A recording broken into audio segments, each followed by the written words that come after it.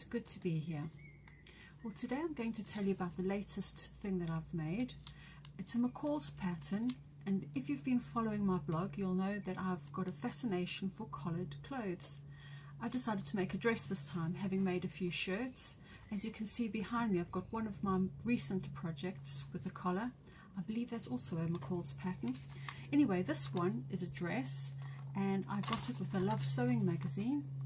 I made version A only because I prefer sleeveless dresses, and I thought it would be lovely to wear something nice and roomy for summer. This was completely different from any of the other collared shirts that I've made before. The difference with this one is that the collar is made in 3 pieces, so the interfacing that goes inside is sewed onto the reverse of the collar as one piece, and then the whole thing is stitched up all the way around in one piece. After that, the collar's closed in. I'll show you some close-up pictures in the inset here. And then what I did to neaten it off, only because I personally like it, I did an over top stitch all the way around, and I think it makes the collar lay quite nicely. The instructions in this particular pattern were really good. I scratched my head a couple of times only because I haven't come across this style of putting a collar together, but I think it's got its benefits and its downsides. So the benefits perhaps are the fact that it goes on quite easily and it behaves quite nicely when you've joined it up as a whole garment. Some collars tend to pull out on the inside. This one, because it's got quite a big interface, it sits over here somewhere, so it tends to sit nice and flat, and it's easy to adjust. So I could do this with it if I wanted to, or I could show a bit more cleavage if that was my thing. Anyway, what else can I say? This dress is quite good if you're going to sew with a narrower fabric, only because the skirt is cut in 4 pieces. Often these kinds of patterns with a slight flare seem to be cut in a front and a back, or one whole back and 2 fronts. This one's actually cut in 4 pieces, so it's actually easier to get the hem to hang straight, only because the front and the back are cut exactly the same, so you don't need to hang it for too long before you hem it, which is definitely a benefit. What I will say about this pattern, being slightly more technical, it took me a little bit longer to put it together. That's part of the reason why it's taken me so long to do another post. It's quite finicky in that the way the collar is sewn in the back is sewn in the back exactly the same as my Scotty shirt, although the Scotty shirt is made with the what do you call this? The return of the collar is made in 1 piece with the shirt on the Scotty dog, whereas this is made in 2 pieces. But what I will say is the way it's sewn in on the inside of the collar, I don't know if you can actually see, is actually sewn in the same way.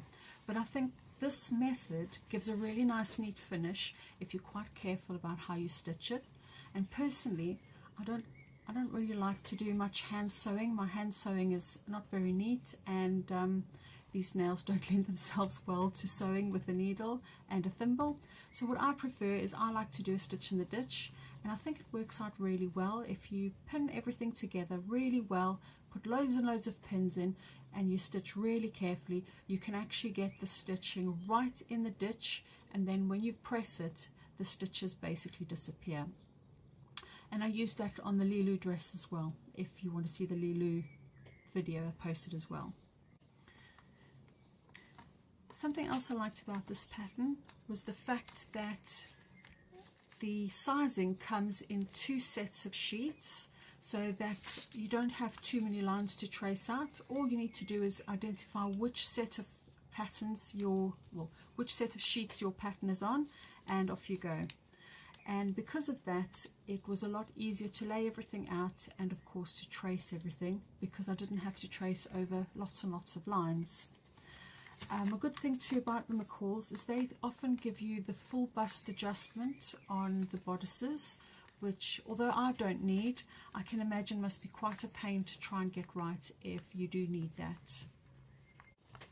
I think the next pattern that I might try, and I'm not sure yet if I'm going to do it with a collar or without a collar, The next kind of dress I think I'll do like this, I'll use a similar pattern, but I think I'll use a shift dress for the skirt part of it, only because a flary dress like this is really nice for casual and for the odd work day when it's really, really hot. But I do think a shift dress suits me a lot better, only because I'm not as narrow in the waist as I was when I was a lot younger.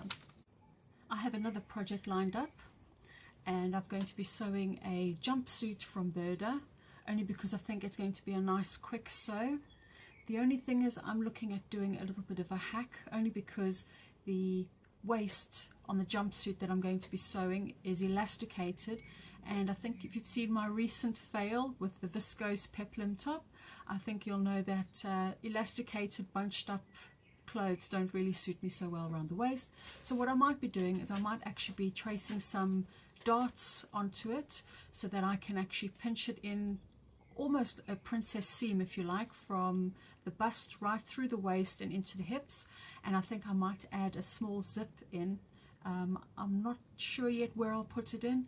I might experiment and put it down under the arm and perhaps join, do an opening on one of the shoulders or even on both of the shoulders.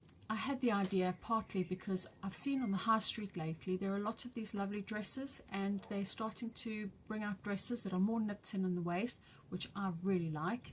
And what they tend to do is it's a slip over your head dress, and then they just nip it in by making the waistline zip up between the hip and the underarm.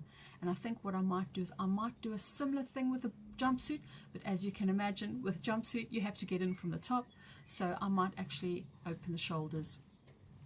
The fabric I've bought, only because I took a suggestion from the Burda magazine, what they've done in their, I think it might be the Burda Easy.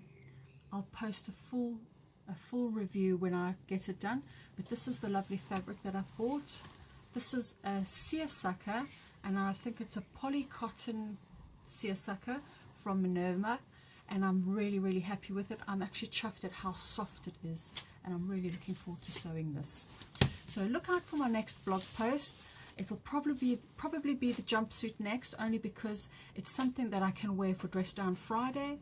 I want to make something that's not too revealing, but also something that's really comfortable and something I could wear instead of jeans, because I get a little bit tired of wearing jeans all the time. Anyway, look out for my next post. Hopefully it won't be so long. We've got a bit more of a routine worked out now between kids going to the park and kids going swimming, so hopefully the new routine will work a bit better and I'll be able to get some more sewing done. I hope you enjoyed my post. Please have a look at my blog on sewandeverything.com.